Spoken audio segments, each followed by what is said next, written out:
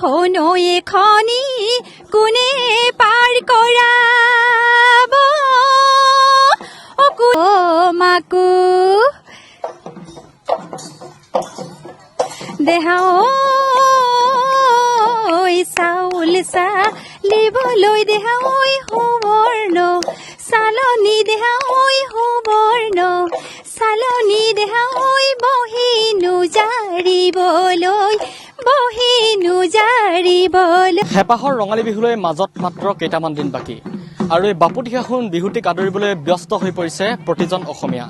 এই মুহূৰ্তত মই উপস্থিত আছো মোহনবাৰীৰ তিতাডিমৰু গাঁৱত আৰু মই পোনে পোনে ND24 দৰ্শকসকলক দেখুৱাব চেষ্টা কৰিছো আচলতে এই তিতাডিমৰুৰ মোহনবাৰীৰ তিতাডিমৰু গাঁৱৰ যি এই খেলপথাৰ আচলতে খেলপথাৰত এনেদৰে দৃষ্টিনন্দন পৰিৱেশে বিৰাজমান কৰা পৰিলক্ষিত হৈছে আৰু মই সমগ্ৰ দৃশ্য দেখুৱাবলৈ চেষ্টা কৰিছো। এই মুহূৰ্তত মোৰ সৈতে উপস্থিত আছে স্থানীয় যুৱক। কি ক'ব হেঁপাহৰ ৰঙালী বিহুলৈ মাজত মাত্ৰ কেইটামান দিন আপোনালোকে কেনেদৰে কি প্ৰস্তুতি চলাইছে?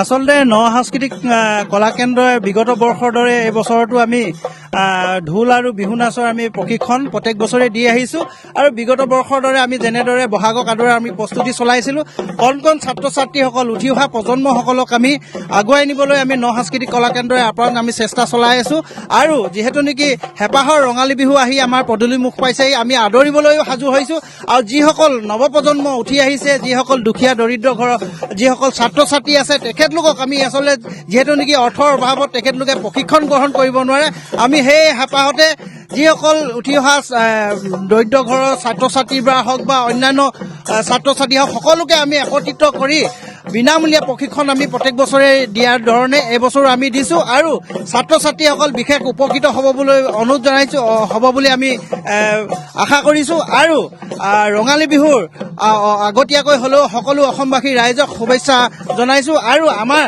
অদূৰ ভৱিষ্যতে সাংস্কৃতিক কলা কেন্দ্ৰই যিহেতু নেকি প্ৰচেষ্টা প্ৰত্যেক বছৰে থাকিব আৰু অসমৰ যিহেতু নেকি চুবুৰীয়া যিসকল গাঁওসমূহ আছে সকলোতে যাতে এনেধৰণৰ প্ৰশিক্ষণৰ ব্যৱস্থা কৰক। অসমৰ যিহেতু নেকি বাপুতিসাহোন বিহুটিক আমি জীয়াই ৰাখিবলৈ হ'লে এনেধৰণৰ প্ৰশিক্ষণৰ প্ৰয়োজন আছে আৰু অসম চৰকাৰকো অনুৰোধ জনাইছো যাতে চৰকাৰী যিসকল বিষয়া আছে তেখেতলোকেও যাতে আমাৰ চহা জীৱনৰ যিসকল থলুৱা লোকবাদ্যৰ লগতে বিহুক এনেধৰণৰ প্ৰশিক্ষণৰ প্ৰথমতে প্ৰদান কৰক আৰু প্ৰশিক্ষণ প্ৰদান কৰাৰ পিছতহে আমাৰ আচলতে বিহু আমি জীয়াই থাকিবলৈ আমি সক্ষম হ'ম। কিমান দিনৰ পৰা আচলতে আমাৰ 5 মাৰ্চৰ পৰা হৈছে আৰু 15 মাৰ্চত অন্ত পৰিব আৰু 15 মাৰ্চত আমি খুব এটা 12দিনীয়া সুন্দৰ এটা অনুষ্ঠান এই ছাত্ৰ ছাত্ৰীসকলক লৈ আমি আয়োজন কৰিবলৈ লৈছো আৰু অসমবাসী ৰাইজৰ আশীৰ্বাদ বিচাৰিছো যাতে অনাগত দিনত এই ছাত্ৰ ছাত্ৰীসকলৰ জৰিয়তে অসমৰ কৃষ্টি সংস্কৃতি জীয়াই থাকক আৰু আমাৰ এই ছাত্ৰ ছাত্ৰীসকল আগুৱাই যোৱাত যাতে সহায় সহযোগিতা আগবঢ়াওক। হয় আচলতে তিতাডিমৰু গাঁৱত এনেদৰে এক দৃষ্টিনন্দন পৰিৱেশে বিৰাজমান কৰা পৰিলক্ষিত হৈছে। মোৰ সৈতে আছে প্ৰশিক্ষক। আপুনি ক'ৰ পৰা আহিছে আৰু কেনেকুৱা লাগিছে? মই ডিব্ৰুগড় লাহোৰৰ পৰা আহিছো। মোৰ বহুতে ভাল লাগিছে ইয়ালৈ আহি। যোৱা বছৰ আহিছিলো মই ইয়ালৈ আৰু মই বন্দনা বৰুৱাই ND24 নিউজক নমস্কাৰ জনাইছো আৰু লগতে সমূহ অসমবাসীলৈ আগন্তুক ৰঙালী বিহুৰ হিয়া ভৰা শুভেচ্ছা জনাই মই বিহু নাম এশাৰীয়ে আৰম্ভণি কৰিছো। অ দেহাও দিখনো এখনি কোনে পাৰ কৰাব কোনে সাজি দিব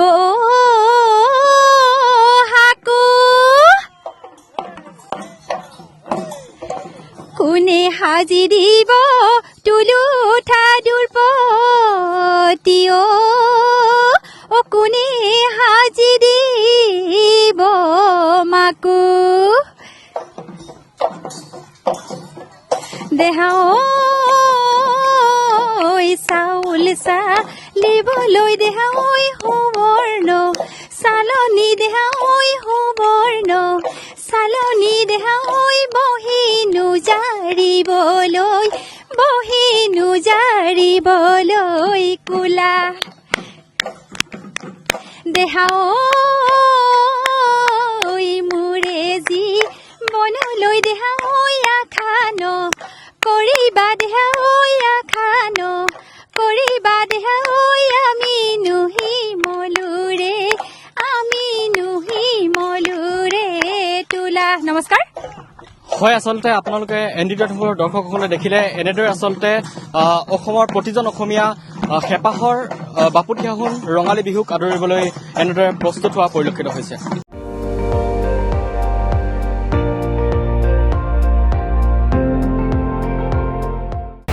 আপুনি চাই আছে ND24 সৰ্বশ্ৰেষ্ঠ নহয় সৰ্বোত্তমৰ দৌৰত।